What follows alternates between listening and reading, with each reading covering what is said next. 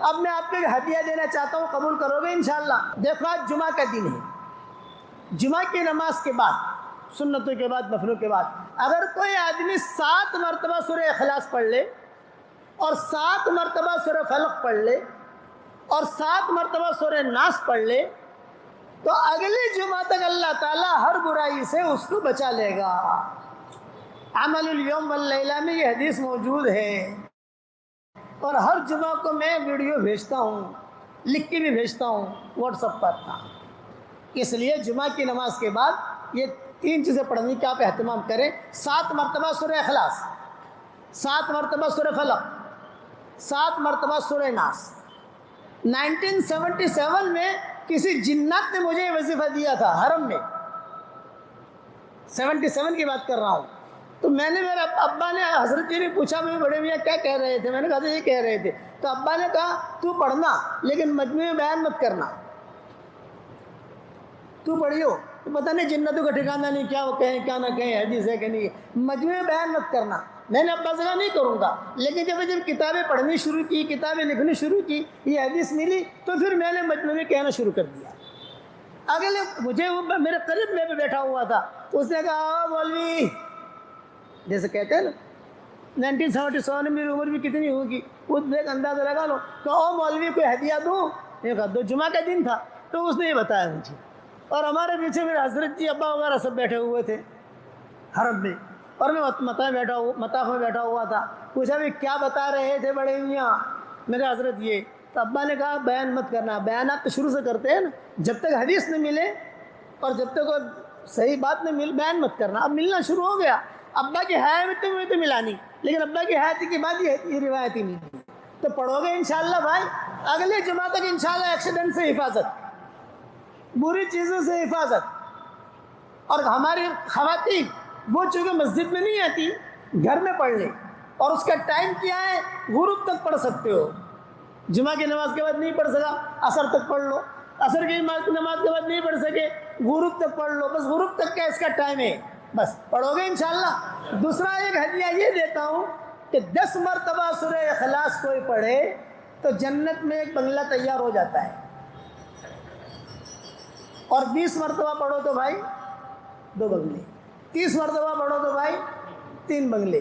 تو آج کل میں کہتا ہوں 313 مرتبہ سورہ اخلاص پڑھنے کی عادت ڈالو، روزانہ جنت میں انشاءاللہ 31 بنگلے تیار ہو جائیں گے، اور کوئی انکم ٹیکس والا آپ کو فون نہیں کرے گا۔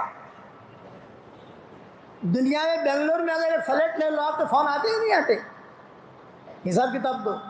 روزانہ 31 پراپرٹیاں جنت میں تیار کرو۔ میرے والد صاحب رحمۃ اللہ علیہ فرماتے تھے بیٹا یونس، رات کو نیند نہ آوے تو کروٹیں بدلتے بدلتے 5-6 بنگلے بنا لینے کے،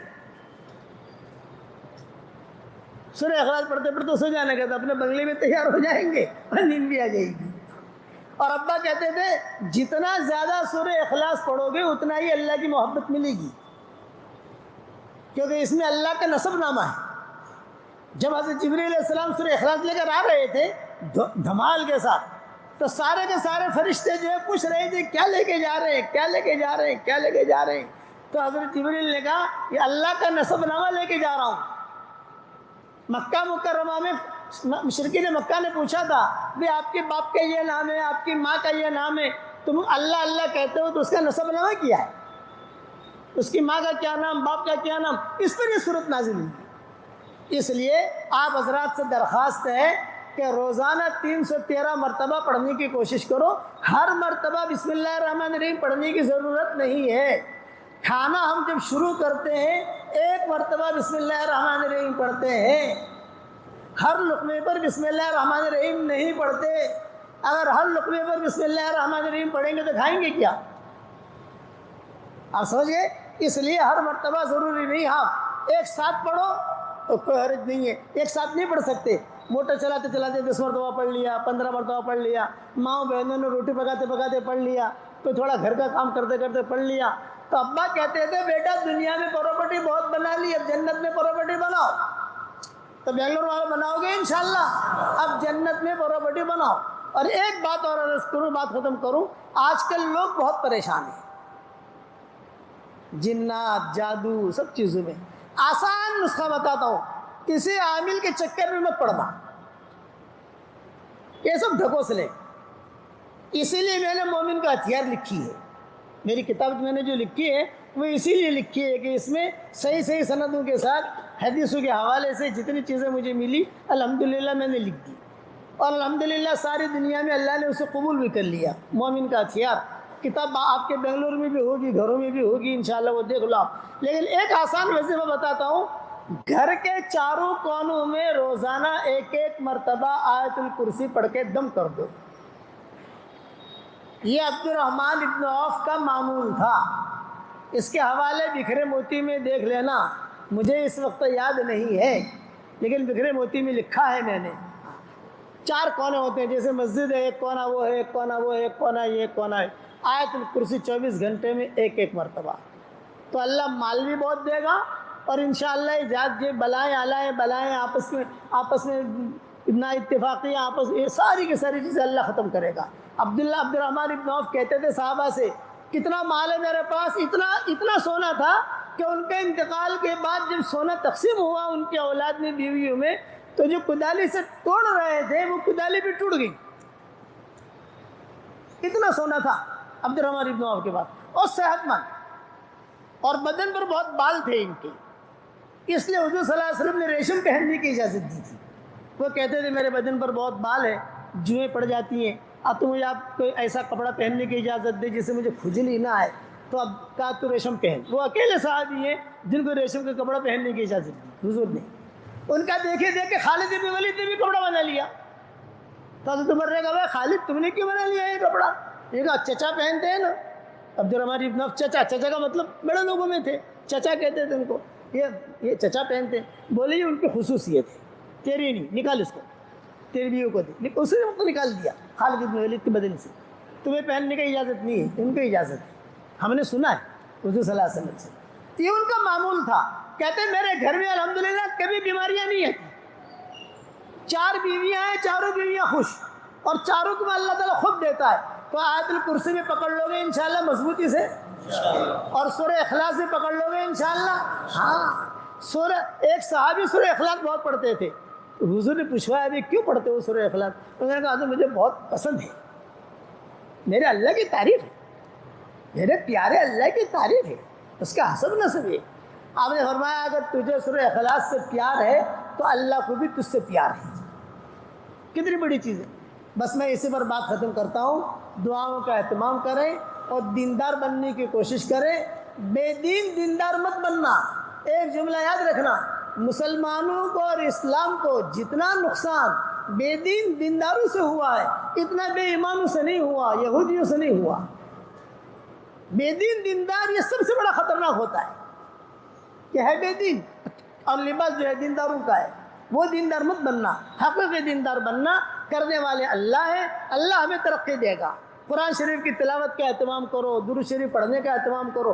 میرا واٹس ایپ کا سبق چلتا ہے، آپ لوگوں کو معلوم ہوگا، یا میرا انسٹاگرام میرے نام کا انسٹاگرام ہے، وہاں جا کے دیکھ لو گے تو آپ کو پتہ چل جائے گا کہ روزانہ ہم کیا بیان کرتے ہیں۔ 5 منٹ کا سبق ہوتا ہے، سنو اور سن کر آگے بھیجنے کی کوشش کرو گے انشاءاللہ بھائی۔ اللہ تعالی ہم سب کے چمن کو آباد رکھے، اور ہم سب کو جنت الفردوس میں حضور صلی اللہ علیہ وسلم کے پڑوس میں اللہ ہم سب کو جمع فرمائے۔ 1977 یا 1978 کا قصہ ہے۔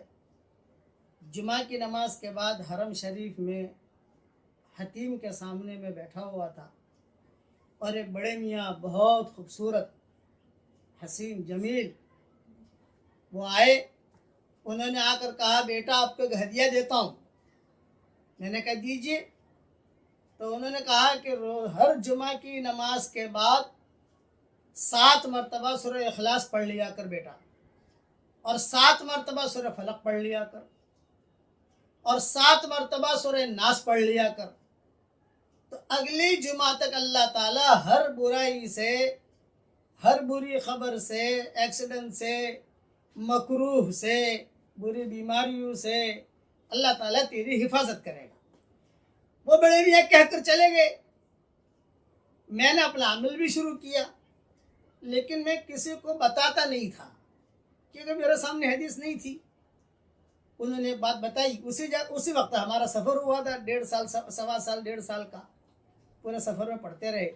لیکن جب کتابیں دیکھنا شروع کی، کتابیں لکھنا شروع کی، ترجمے کرنے شروع کیے، کتابیں دیکھنے کا موقع ملا تو یہ حدیث ملی.